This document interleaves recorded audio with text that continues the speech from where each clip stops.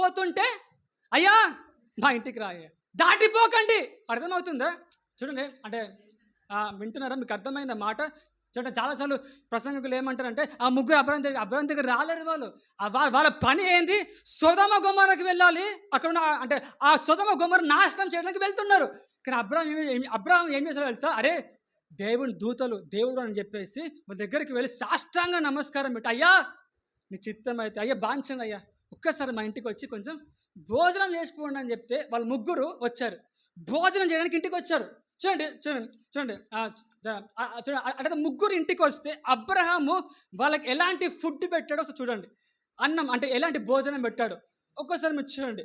ఒకవేళ మీరు 18వ అధ్యాయము 6వ వచనం చూడండి ఒకసారి.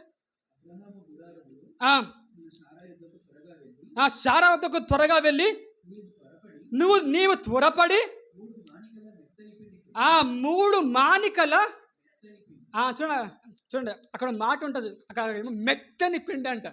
అందరి ఇంట్లో 2-3 పిండి. అతను అంటే మీరు ఒకవేళ అంటే అంటే అబ్రాహాం ఇంటికి వెళ్తే అప్పుడు అబ్రాహాం దగ్గరగా చాలా మంది ఉన్నారు. ఒక్కళ్ళు కాదు, 2-3 కాదు, కనీసం